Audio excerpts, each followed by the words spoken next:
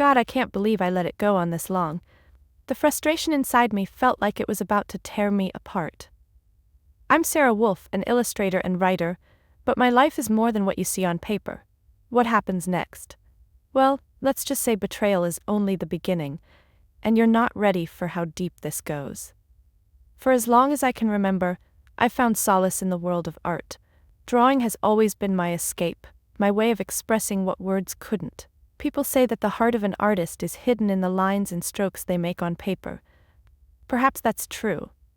But if that's the case, then I've spent years hiding pieces of myself in the illustrations of children's books that I created, pouring every ounce of my being into each story, each character. John was my first love. We met when we were just teenagers, both heading in different directions after high school. I never imagined we would end up together, but there was something about him that I couldn't resist. I had always assumed he was in love with Emily, my childhood friend, but when John confessed his feelings to me, I couldn't say no. I'd secretly liked him for a long time, but I never thought he'd return those feelings. Emily had always been the beautiful one, the one everyone admired, while I was the quiet, artsy one. So when John asked me out, I was stunned, and though I was hesitant, I decided to follow my heart, with Emily's encouragement. Over the years, I've come to learn that things aren't always as simple as they seem. There were moments when I doubted my choice, but I convinced myself that I was happy. John was the man I married at 25, and Emily, well, she remained a close friend. A complicated one at that. She had a way of always getting what she wanted, even if it meant manipulating others, especially when it came to men. Her history of heartbreaks and betrayals was never a secret, but somehow I couldn't bring myself to distance her. I kept convincing myself that she just needed guidance, someone to show her the right way. We got married, John and I.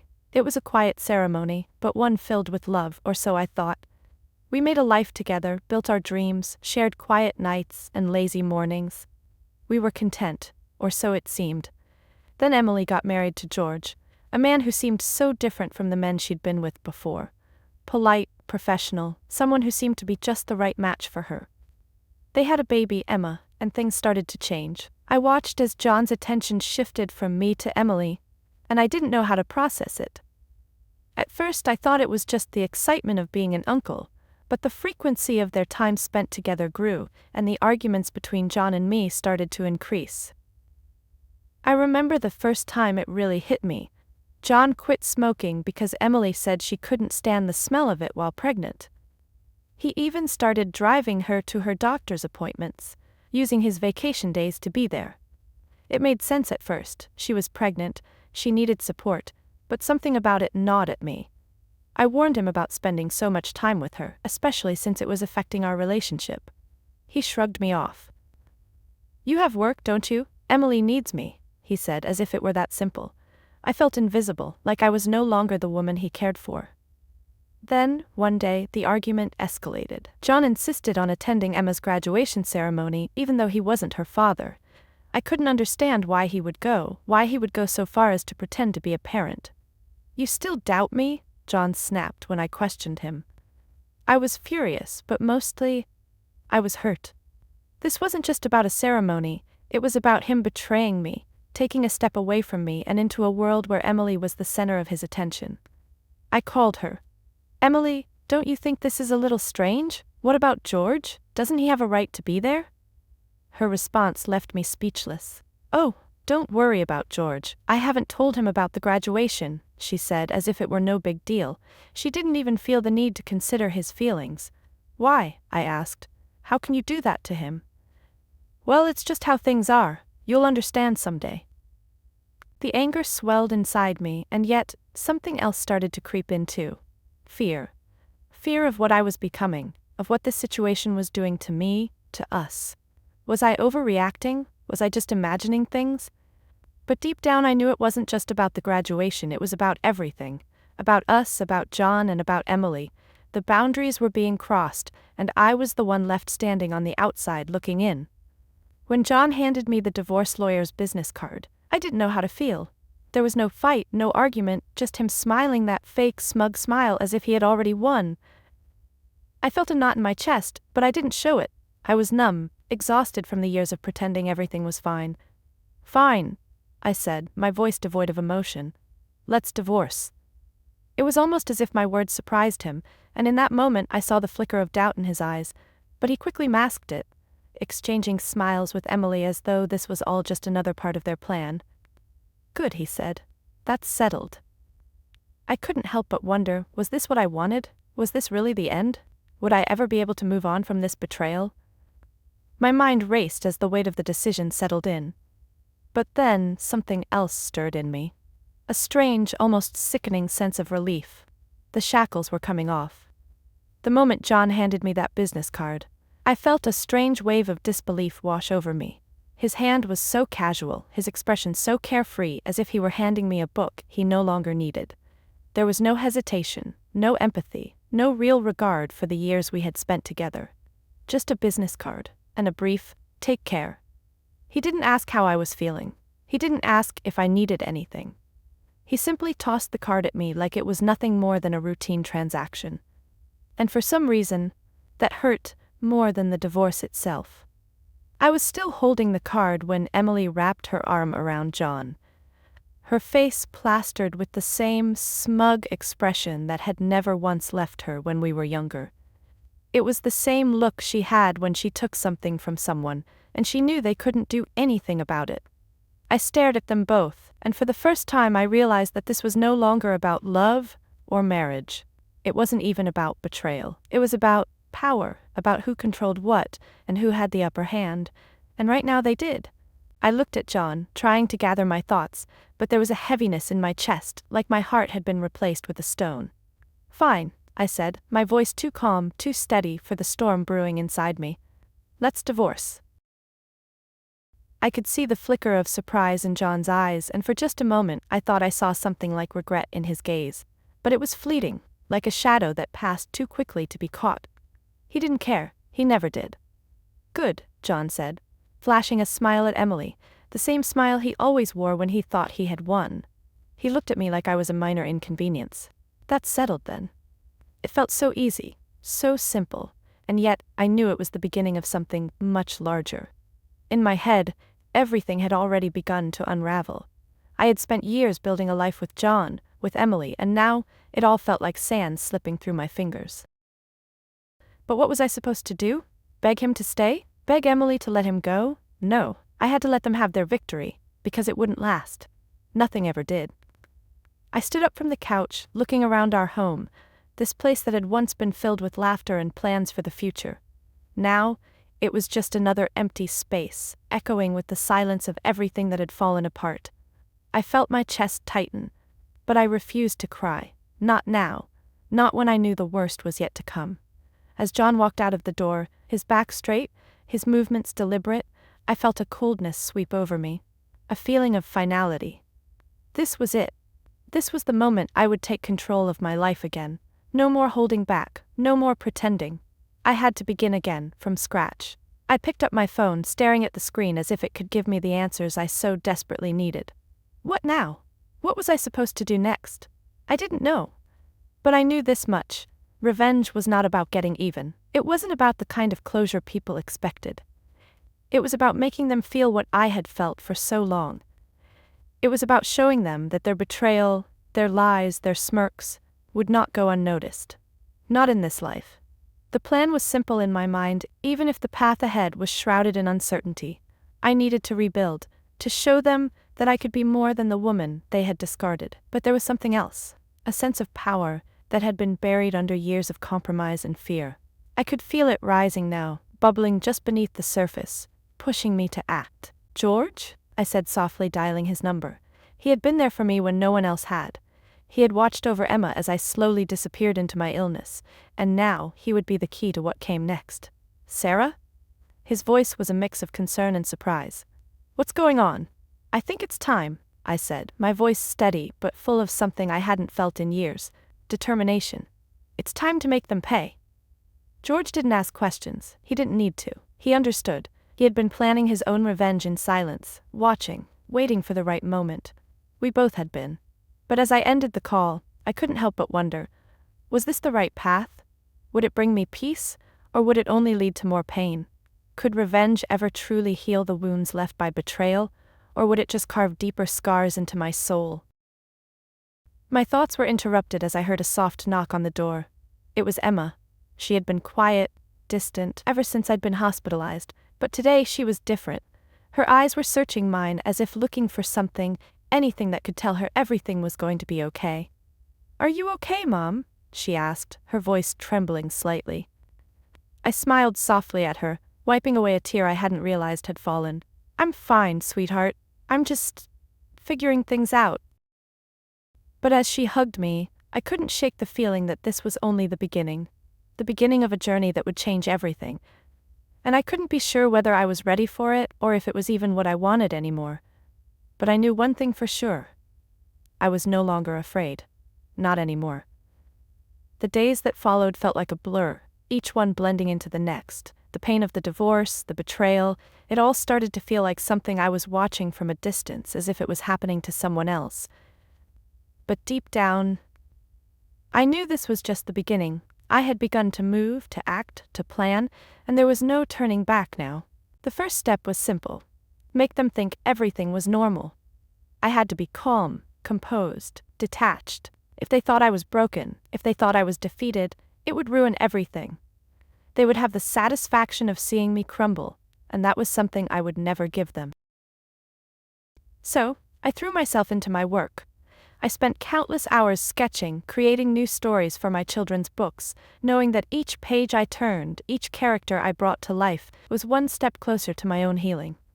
I started to feel a strange sense of control that I hadn't experienced in years. The control I had given up for John, for Emily, for everyone else. Now, it was mine again. It felt empowering, even if it was fleeting. But it was enough. I had to remind myself that I wasn't just Sarah, the betrayed wife. I wasn't just Sarah, the sick woman in the hospital. I was Sarah Wolf, a creator, a survivor, a woman who was capable of so much more than what they had allowed me to be. I knew that I needed to rebuild my life, but it couldn't be a slow, gentle process.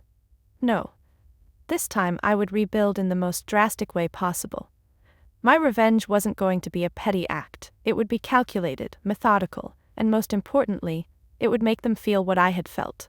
The crushing weight of betrayal, the aching loss of trust, the emptiness that nothing could fill. My first call was to my lawyer. I had to be prepared. I needed to know exactly what my options were. Divorce was one thing, but alimony, custody, everything. I needed to have all the cards in my hands. When the lawyer picked up, I felt a cold surge of determination course through my veins. "Hello?" he asked, his voice dry. "It's me, Sarah," I said, trying to keep my voice steady. "I need your help. I'm going to make them regret this." "Sarah, what's going on?" he asked, his tone filled with concern. He knew me well enough to understand that something big was coming. "Are you sure you want to do this?" I hesitated for a moment. Was I sure? Was revenge what I truly needed? Would it really make me feel better? But then I thought of John and Emily, and the way they had treated me like I was nothing. No, this wasn't just about revenge, this was about reclaiming my power, my life. "I'm sure," I said finally. "I want to make them pay for everything they've done. I'll leave no stone unturned." "I'll make the arrangements," he said, and I could hear the quiet nod in his voice. "We'll start the process. Just make sure you're prepared." I hung up the phone and sat back in my chair. My mind was racing. I felt a sense of clarity that I hadn't experienced in months. This wasn't just about hurting them, it was about showing them that I was stronger than they had ever imagined, that I could survive without them, and in fact, I could thrive. But there was still one more piece to the puzzle. George. He had been my silent ally through all of this, always there when I needed him. I knew he wanted revenge too. He had the same anger burning in him, the same sense of injustice. But what we didn't know was how far we could push this, how much we could risk. I called him that afternoon, knowing it would be the first step in what was sure to be a long, difficult journey. "George?" I asked when he picked up. "It's time. We need to make a move." He was silent for a moment. "Are you sure, Sarah? You're in the hospital. You've been through so much already." "I'm sure," I said, my voice firm. "It's now or never. I've already started with my lawyer. We need to act fast." "I'm with you," he said, his voice steady and unwavering. "You've got this, Sarah. We both do." A small part of me wanted to hesitate, wanted to stop and reconsider everything. Was it really worth it? But then, I thought of John and Emily, how they'd discarded me, how they'd thrown everything away like it meant nothing. No, I couldn't stop now. Not when I had already come this far. "I'll see you soon, George," I said, ending the call. As I sat there, looking out the window of my hospital room, I couldn't help but wonder about the road ahead. How much would I lose? How much would I gain? And at what cost? But the question that lingered the most was, could I ever truly move on, or would the pain of betrayal haunt me forever? But in that moment, the answer didn't matter. All I knew was that the wheels were in motion. The plan had begun, and nothing was going to stop me now. Days passed like hours, each moment heavy with the weight of what was to come. I had already begun to feel the rush of power, the certainty that I was finally in control of my own life again. It wasn't the control I had once shared with John or the calm I had so often pretended to feel in our marriage. No, this was different. This was cold, calculated, and it made my heart beat faster in a way that felt strangely invigorating. I threw myself deeper into my work, but not in the same way I had before. Now, each stroke of the pen, each page I turned, was a reminder of the transformation taking. I wasn't just drawing pictures anymore, I was building something new, something that would outlast this moment of pain. My books, my stories, they were my fortress, and no matter what happened next, they would be mine, untouched and unscathed by the wreckage that was about to unfold. I spent hours each day in my hospital room sketching, writing, preparing. The books were my escape, but they were also my weapon. I knew I had to use every advantage, every resource I had to make them feel what I had felt for so long. It wasn't about just getting revenge. It was about showing them that I had survived and would continue to survive, even when they thought I couldn't. The phone calls and meetings with my lawyer became more frequent. I had to be meticulous, careful in every step I took. There could be no mistakes. I knew how John worked. He was impulsive, quick to act without thinking, and it was that flaw that I would use to my advantage. Emily, too, was predictable in her own way. She had always been good at getting what she wanted, but never good at keeping it.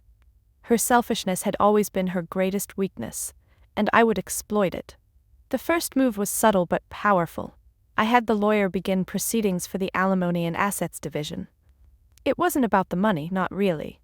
It was about creating a sense of urgency, of making them realize that they were not the ones in control anymore.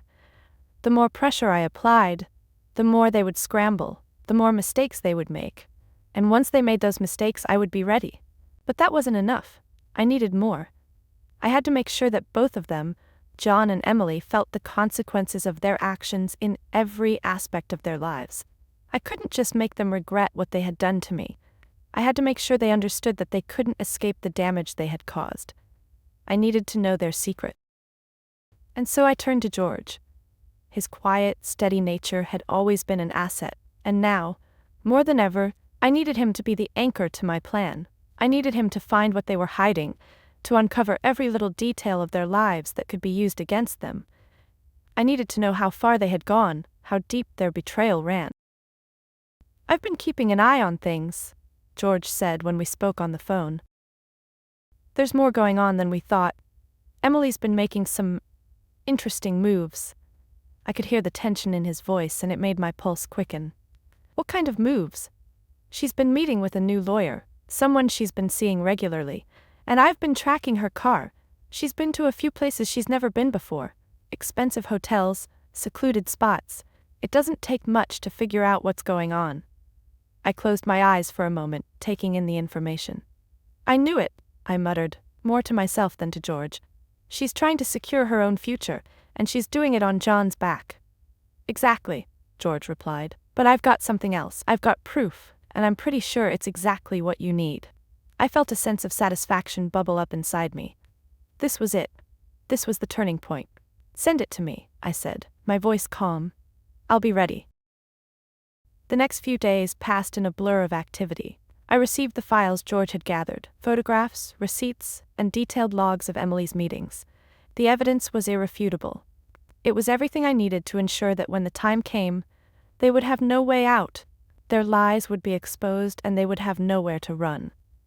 As I reviewed the files, I couldn't help but feel a strange sense of detachment. I wasn't angry anymore, not in the way I used to be. The rage had been replaced with a cold, calculating focus. I could almost hear the sounds of their lives crumbling, piece by piece. The web I had woven was tightening around them, and they had no idea. But there was still something unsettling about it all. The truth was, I didn't know what would happen after I pulled the final strings. Would it bring me peace? Would it bring me closure? Or would it simply drag me further into the chaos I was trying to escape? I stared out the window, watching the world outside. The sun was setting, casting a warm glow over everything, and for a moment, I thought of the person I used to be, the person who believed in love, in loyalty, in fairness. That person felt so far away now, almost like a stranger. Was it worth it? Was this the woman I wanted to become? But as the last rays of sunlight disappeared behind the horizon, I knew the answer. There was no turning back. The days passed by in a steady rhythm now, the silence between my thoughts growing louder with each passing hour. It was as if the world outside had become muted. The colors of my life faded into a dull gray as I focused entirely on the plan. Each detail, each action was leading me closer to the moment of reckoning.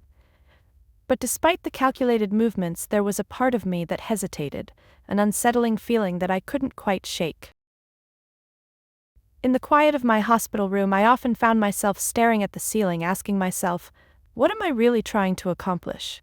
Was it truly revenge that I sought, or was it something deeper, something I couldn't yet understand?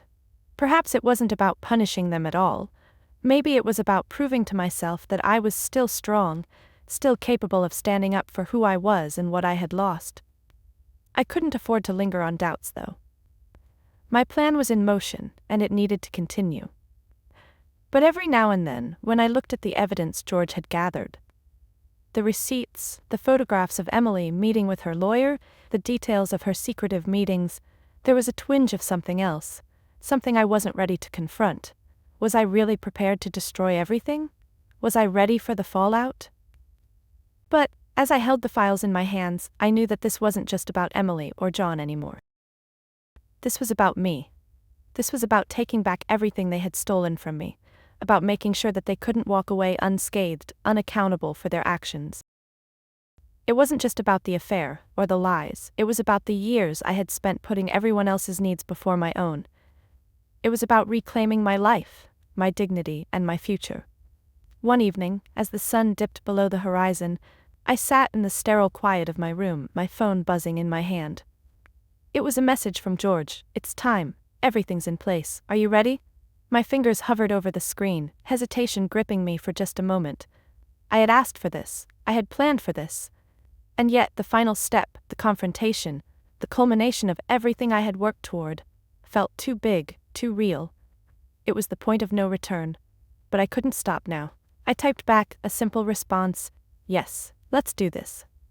The next day I met with my lawyer. The room was cold, the walls lined with books and legal documents that seemed to mock me with their formal, distant tone. But the lawyer, a man I had come to trust over the past few months, greeted me with a reassuring nod. He understood the weight of the situation, and he understood me. We're ready, he said as he placed the stack of papers in front of me. Everything is in order. We have the evidence we need. We can move forward with the proceedings today. I took a deep breath, my heart pounding in my chest. This was it. The moment I had been building toward for months. Do it, I said, my voice steady, though the tremor inside me was undeniable. Let's send the papers. As the lawyer made the final arrangements, I couldn't help but feel the weight of the decision settle over me. For years I had kept quiet. I had put up with John's indifference, Emily's manipulations, all for the sake of preserving some semblance of peace. But now, that peace had been shattered, and I would be the one to rebuild it, no matter the cost. The lawyer left the room, his steps echoing in the hallway as he walked toward the courthouse. I sat in the silence, alone with my thoughts, trying to prepare myself for the storm that was about to break. Later that afternoon, the storm arrived. I received the call from John. His voice was tight with frustration, a thin veneer of control slipping through the cracks. Sarah, what the hell is going on? His tone was accusatory, as if I were the one who had wronged him. Why did you send those papers? What are you trying to do?" I leaned back in my chair, letting his words wash over me.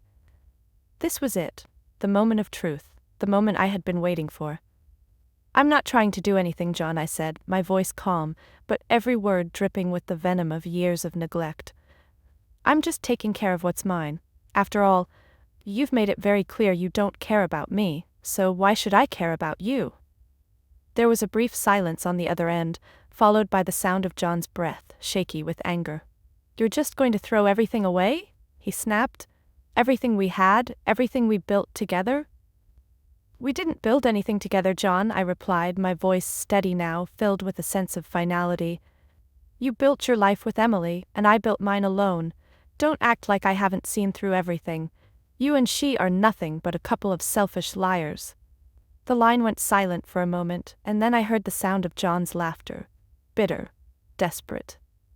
"You really think this will make a difference? You think you'll win? I have the upper hand, Sarah. I always did." The smugness in his voice only fueled my resolve. "No, John," I said quietly. "This time you're wrong. This time I win." And with that I ended the call. As the day wore on, the tension in the air grew heavier. I could feel it in my bones, the calm before the storm. But as I sat there, the files in front of me, the evidence prepared to be unleashed, I knew that no matter what happened next, I had already won. The web was set, the pieces were in place, now all I had to do was wait for them to fall. The next few days felt like a blur of movement, but the storm I had been anticipating finally arrived with the force of a tidal wave. I could feel the tension in the air as it shifted, becoming more palpable, more real. I had prepared for this moment.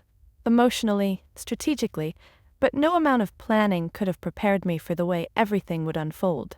It all started with a phone call from my lawyer. I was sitting at my desk, reviewing more paperwork, when my phone buzzed, its screen flashing with his name. I knew it was time. The wheels were turning, and nothing could stop it now. "Sarah, we filed the papers," he said, his voice calm but carrying the weight of the situation. "It's done.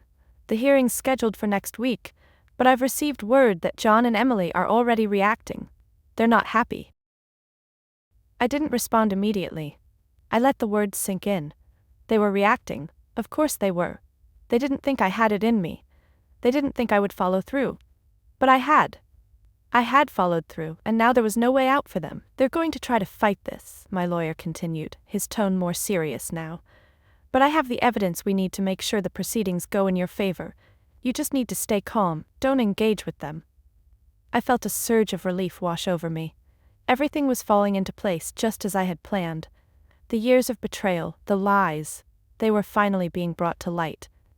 "I'm ready," I said, my voice steady, no hint of doubt in it. "I'll handle this." "Good, I'll be in touch," he replied before hanging up. I sat there for a moment, staring at the screen in front of me. The waiting game was far from over, but a part of me already felt like I had won. I had done everything I set out to do. I had taken control of my life. For the first time in years, I felt free. Later that day, Emily showed up at my hospital room. I hadn't expected her to come, at least not so soon. She stood in the doorway, her face a mixture of anger and disbelief, like she had come to confront me, to make me regret everything I had done. "What is this, Sarah?" she demanded, stepping into the room without waiting for an invitation. "You think you can just destroy everything? You think you can just ruin my life like this?" I looked at her, feeling a cold detachment settle over me. "I'm not ruining your life, Emily. I'm just letting you deal with the consequences of your actions." Her eyes narrowed. "You've gone too far this time. You think you can take everything from me? You think George will even want you after this?" The words stung, but I wasn't about to let her see that. I had learned over the years that the only way to deal with people like Emily was to show them you were unshaken. "Emily, you've lost everything," I said, my voice low but steady. "And I'm not the one who did that to you. You did it yourself." She scoffed, her face contorting with frustration. "You really think George cares about you? He's only doing this because he feels sorry for you. You think you can just move on from everything? You think I won't fight back?" I stood up slowly, my movements calm, deliberate. "I'm not asking you to move on, Emily. I'm asking you to face the reality of what you've done. And what you've done is unforgivable." She looked at me for a moment, her expression dark, before she turned on her heel and stormed out of the room, muttering something under her breath. I didn't need to hear the rest. I knew what she was thinking. She's going to ruin me. She's going to destroy everything. And maybe, just maybe, I was. The days that followed were filled with more of the same. John called. Emily showed up at my door. They tried everything they could think of to intimidate me, to make me second-guess my decision. But I wasn't afraid anymore. I had already made my peace with the consequences of my actions. I knew that there was no going back. One evening, as the days grew shorter and the weight of the final confrontation loomed large, I received a visit from George. He walked into my hospital room, his face grim, his eyes filled with something that could only be described as a mix of concern and determination. "Sarah," he said softly, sitting beside me, "I know you're ready for this, but you need to prepare yourself. When everything hits, it's going to be harder than you think." I looked at him, my heart racing. "I know, but I've made up my mind, George. I've already come this far. I can't stop now." He nodded, his expression softening. "I know, but I'm here, and I'll be here for you. Whatever happens next, we'll get through it together." I took a deep breath, feeling his support fill the empty spaces inside me. For the first time in weeks, I allowed myself to relax, to lean into the comfort of his presence. We sat in silence for a while, knowing that the storm was still raging, knowing that nothing would ever be the same again. But in that silence, I knew one thing. I was not alone. The storm had broken, and it was only a matter of time before everything changed. But this time, I would be the one to decide how it would end. The following week came with the kind of tension that gnawed at my bones. I could feel the storm closing in, the pressure of everything I had worked for hanging in the balance. The divorce proceedings were scheduled for the next morning, and I had a sinking feeling in my stomach that nothing would ever be the same again. But as the days stretched on, I realized that I wasn't as terrified as I should have been. I wasn't even angry. I was calm, almost detached.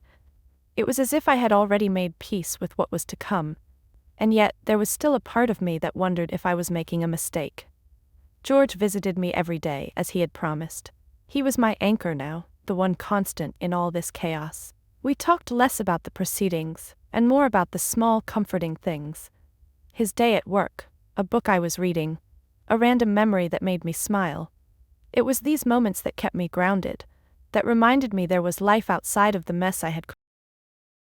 But there was no escaping the reality of the situation. The day of the hearing arrived quickly. I had been preparing for this moment for months, but as I sat in the courtroom, a quiet dread settled in my chest. I knew what was at stake, and I knew how far I had come. But the finality of it all still made my heart.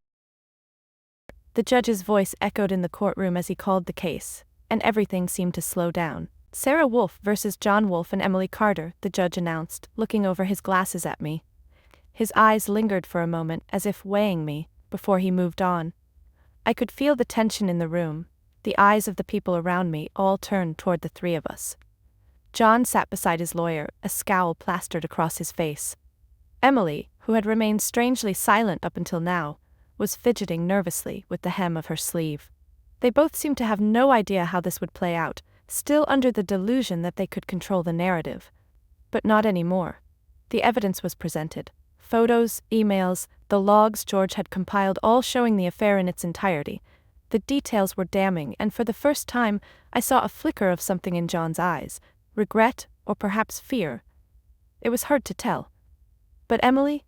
She sat there, her face flushed with anger, her eyes darting nervously from the judge to the ground. The courtroom felt cold, sterile, and clinical. But inside me, a fire was burning, one that would not be extinguished no matter what happened next. I had been wronged, and I would make sure everyone knew it. My lawyer spoke with confidence, outlining the details of our case. He painted the picture clearly, methodically. John and Emily had not only betrayed me, but they had done so without any remorse, without even considering the damage they had caused. I had endured years of their manipulations, their lies, and now it was time for them to face the consequences. As my lawyer finished speaking, the room went silent. The judge, a man who had heard countless cases before, leaned back in his chair, his eyes never leaving me. Miss Wolf, is there anything you would like to add? He asked, his voice calm, but carrying a weight of expectation. I took a deep breath. This was my moment. I stood up, my hands trembling slightly, but my voice steady as I began to speak. I don't want revenge, I said, my words measured but filled with a quiet intensity. I never wanted this. I wanted a family, a life with someone I loved, but I've learned that sometimes what we want isn't what we get. And sometimes, the people we trust the most are the ones who betray us the hardest. I paused, glancing at John, then Emily. I'm not here to destroy you. I'm here to make sure that the truth is known. I'm here to make sure that no one else has to go through what I've been through, because of your lies. The words hung in the air for a moment before I continued. I've spent so long making excuses for you, for both of you. I've tried to justify things that can't be justified. But I can't do that anymore. I won't. The room was still, the silence heavy. The judge seemed to consider my words carefully, then nodded once, a silent acknowledgement of the weight they. The next few hours passed in a blur. The decision was made. I was granted full control of the assets, and the divorce was finalized. But the victory felt hollow. In some ways, I had expected more satisfaction, more relief, but instead there was only a strange emptiness, a void where I thought I would find closure. John and Emily left the courtroom with their heads down, defeated. Their whispered arguments echoed as they walked out, their voices tinged with bitterness. I didn't care. I had done what I came to do, and it was over. But as I walked out of the courthouse, I felt the full weight of what had happened. It was done. I was free. But there was still the lingering question in my mind. Now what? George was waiting for me outside, his eyes searching mine for any sign of relief, of victory. But I didn't feel victorious. I didn't feel any of the emotions I thought I would. Instead, I just felt tired. Tired of the fight. Tired of the pain. How do you feel? He asked softly, his voice gentle. I looked at him, a small smile tugging at the corners of my lips. I feel like it's time to start over. The drive back to my hospital room was quiet, the only sound the soft hum of the car engine. The world outside seemed unchanged, but I knew that nothing would ever be the same for me. I had won, but the battle had taken its toll. As I settled back into my room, I felt the weight of the next chapter waiting for me. I wasn't sure where it would lead, but for the first time in a long time, I felt a glimmer of hope. There was still so much left to be done, but I wasn't afraid of the future anymore. I was ready. The weeks that followed the divorce proceedings felt like an awakening. I had spent so long in the shadows of my past, clinging to the remnants of a life that no longer existed, that I had almost forgotten what it felt like to live for myself. But now, in the quiet solitude of my hospital room, I felt the first stirrings of change, a kind of rebirth that was both exhilarating and terrifying. I had spent the better part of the past month working on my new book, finding solace in the art of creation. The pages of my illustrations, filled with vibrant colors and whimsical characters, became my refuge. Each stroke of my pen seemed to push the pain further away, until it was a distant memory that I could barely recall. I no longer needed to bury myself in the past. I was building something new, something that was entirely mine. No longer would I be defined by John or Emily or the life we had shared. This was my story now. George continued to visit me every day. His presence was a steady comfort, a reminder that I wasn't alone in this. Though we never spoke of it directly, I knew he understood the depth of the changes I was undergoing. He could see the subtle shifts in me, the way I was learning to smile again, to laugh, to think about a future that didn't revolve around the past. One evening, after a long day of sketching, George came to my room with a small smile on his face. He had a gift for me, something simple but meaningful. It was a small potted plant, a bright green fern with delicate leaves that seemed to almost shimmer in the dim light of my room. I thought it might brighten up your space, he said softly, placing it on the windowsill beside my bed. I looked at it for a moment, the symbolism not lost on me. A plant, something living, growing, thriving. Just like me. Thank you, George, I said, my voice filled with quiet gratitude. It's beautiful. I thought you could use something to remind you that growth is possible, even when it seems impossible, he said, his eyes meeting mine. I smiled, feeling a warmth spread through me.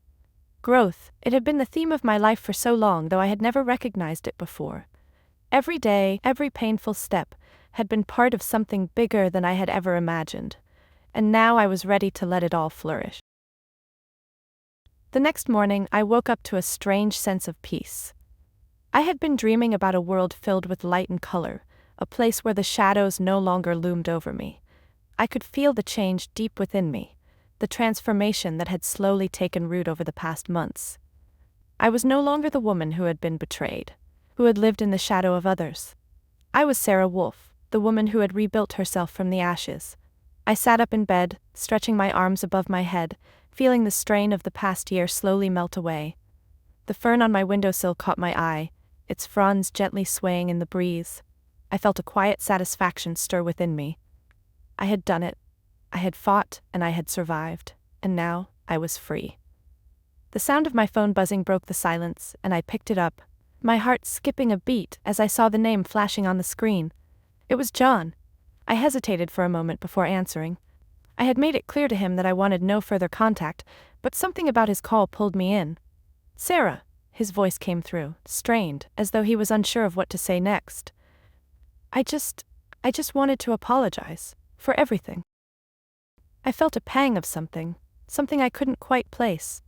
Maybe it was pity, maybe it was something else, but I knew I wasn't the same person who would have let him back in, who would have forgiven him for the pain he had caused. "John," I said, my voice steady, but filled with finality, "your apology means nothing to me now. You and Emily made your choices, and I've made mine. I've moved on." There was a long pause on the other end, and I could almost hear the uncertainty in his silence, but I wasn't going to allow him the space to invade my life again. Not now. Not ever. "I'm done, John," I said quietly. "Don't call me again." I hung up the phone, and for the first time, I didn't feel a rush of anger or bitterness. I simply felt nothing. And that, in itself, was liberating. I had finally let go. The weeks that followed were filled with small victories. My health improved steadily, and with it, my outlook on life. I began to look forward to the future, to the possibilities that lay ahead. The idea of starting over was no longer daunting. It was exciting. I started to think about what I wanted, not just in terms of my career, but in terms of my life.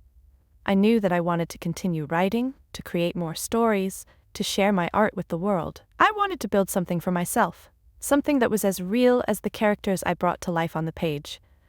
I had dreams of traveling, of seeing the world through new eyes, unburdened by the past, but most of all I wanted to be free. Free to love myself, free to heal, free to live without the constant weight of betrayal holding me back.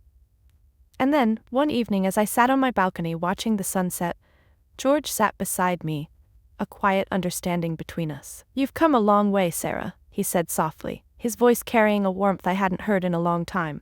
"I'm proud of you." I smiled, feeling a deep sense of gratitude. "I couldn't have done it without you," I said, my voice sincere. "You were my strength when I didn't have any left." He placed a hand gently on mine, and for the first time in years, I felt like I was exactly where I was meant to be.